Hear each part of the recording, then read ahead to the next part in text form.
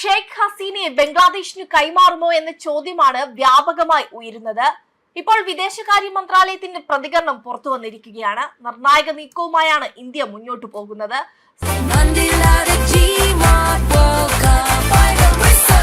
ഗോളടിക്കൂ, football സമ്മാനമായി നേടൂ. LED ടിവികൾക്ക് 70% വരെ ഡിസ്കൗണ്ട്. ആഘോഷിക്കൂ ഈ ഫുട്ബോൾ വേൾഡ് കപ്പ് ഗോപുനന്ദിലെ ജിമാർട്ടിനൊപ്പം. സ്ഥാനഭ്രഷ്ടമാക്കപ്പെട്ട മുൻ പ്രധാനമന്ത്രി ഷെയ്ഖ് ഹസീനയെ വിട്ടു നൽകണമെന്ന ബംഗ്ലാദേശിന്റെ അഭ്യർത്ഥന ഇപ്പോഴും പരിശോധിച്ചു വരികയാണെന്നാണ് ഇന്ത്യ വ്യക്തമാക്കിയിരിക്കുന്നത്. തങ്ങളുടെ അവാമി ലീഗ് പാർട്ടിക്ക് പുനർജീവനം നൽകാനായി ഹസീന ധാക്കയിലേക്ക് മടങ്ങാൻ ഒരുങ്ങുന്നതായുള്ള റിപ്പോർട്ടുകൾക്കിടയിലാണ് ന്യൂഡൽഹിയുടെ ഈ പ്രതികരണം.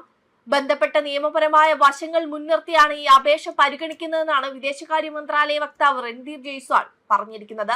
സമീപ മാസങ്ങളിൽ ഇരു രാജ്യങ്ങളും ബന്ധം സുസ്ഥിരമാക്കാൻ നടപടികൾ സ്വീകരിക്കുന്നുണ്ടെങ്കിലും ഇന്ത്യ ബംഗ്ലാദേശ് ബന്ധത്തിൽ നേരിയ അസ്വാരസ്യങ്ങൾ നിലനിൽക്കുന്ന പശ്ചാത്തലത്തിലാണ് ഈ പുതിയ നീക്കം.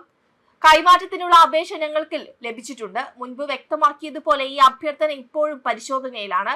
ഇതിൽ ഉൾപ്പെട്ടിരിക്കുന്ന നിയമപരമായ വശങ്ങൾ കണക്കിലെടുത്താണ് അപേക്ഷ പരിഗണിക്കുന്നതെന്നാണ് ജയ്സ്വാൾ കൂട്ടിച്ചേർത്തത്. അവാമി ലീഗിനെ പുനർജീവിപ്പിക്കുന്നതിനായി 78-കാരിയായ മുൻ പ്രധാനമന്ത്രി സ്വമേധയാ ധാക്കയിലേക്ക് മടങ്ങാൻ തയ്യാറെടുക്കുകയാണെന്ന് അടുത്ത വൃത്തങ്ങൾ കഴിഞ്ഞ ആഴ്ച പറഞ്ഞിരുന്നു. 2024 ഓഗസ്റ്റിൽ വൻതോതിലുള്ള സർക്കാർ വിരുദ്ധ പ്രക്ഷോഭത്തെ തുടർന്ന് തന്റെ സർക്കാർ തകർന്നതിനെ തുടർന്ന് ധാക്കയിൽ നിന്ന് പലായനം ചെയ്തതിനു ശേഷം ഹസീന ഇന്ത്യയിലാണ് താമസിക്കുന്നത്. 2024 വിദ്യാർത്ഥികളുടെ നേതൃത്വത്തിൽ നടന്ന പ്രക്ഷോഭങ്ങളെ അടിച്ചമർത്താൻ സർക്കാർ സ്വീകരിച്ച നടപടികളുമായി ബന്ധപ്പെട്ട് മനുഷ്യത്വത്തിനെതിരായ കുറ്റകൃത്യങ്ങൾ ആരോപിച്ച് ധാക്കയിലെ ഒരു പ്രത്യേക ട്രൈബ്യൂണൽ കഴിഞ്ഞ നവംബറിൽ ഹസീനയെ അസാന്നിധ്യത്തിൽ വധശിക്ഷയ്ക്ക് വിധിച്ചിരുന്നു.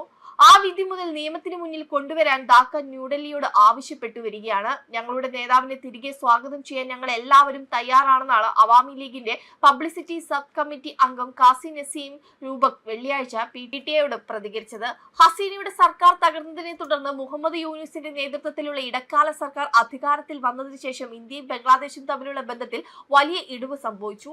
ഫെബ്രുവരി 17 ധാക്കയിൽ നടന്ന താരിഖ് റഹ്മാന്റെ പ്രധാനമന്ത്രി സ്ഥാനാരോഹണ ചടങ്ങിൽ ഇന്ത്യയെ പ്രതിനിധീകരിച്ച് ലോക്സഭാ സ്പീക്കർ ഓം ബിർള വിദേശകാര്യമന്ത്രി വിക്രം മിശ്രയ്ക്കൊപ്പം പങ്കെടുത്തതിനെ തുടർന്ന് ഇരുപക്ഷവും ബന്ധം സുസ്ഥിരമാക്കാനുള്ള ശ്രമങ്ങൾ ആരംഭിച്ചിരുന്നു. അവാമി ലീഗ് മത്സരിക്കുന്നതിൽ നിന്ന് വിലക്കപ്പെട്ട പാർലമെന്റ് തെരഞ്ഞെടുപ്പിൽ അദ്ദേഹത്തിന്റെ പാർട്ടിയുടെ വൻ വിജയത്തിന് ശേഷം റഹ്മാൻ പ്രധാനമന്ത്രിയായി. 18 മാസത്തിലേറെ നീണ്ട നയതന്ത്ര പ്രതിസന്ധിക്ക് ശേഷം ഉഭയകക്ഷി ബന്ധം പുനഃസ്ഥാപിക്കുന്നതിനുള്ള ശ്രമങ്ങളുടെ ഭാഗമായി ഏപ്രിൽ ബംഗ്ലാദേശ് വിദേശകാര്യമന്ത്രി ഖലീലുർ റഹ്മാൻ ഇന്ത്യ സന്ദർശിച്ചിരുന്നു. പുതിയ ബംഗ്ലാദേശ് നാഷണലിസ്റ്റ് പാർട്ടി സർക്കാരിന്റെ ഒരു മുതിർന്ന അംഗം ഇന്ത്യയിലേക്കുള്ള ആദ്യ ഉന്നതതല സന്ദർശനമായിരുന്നു അത്.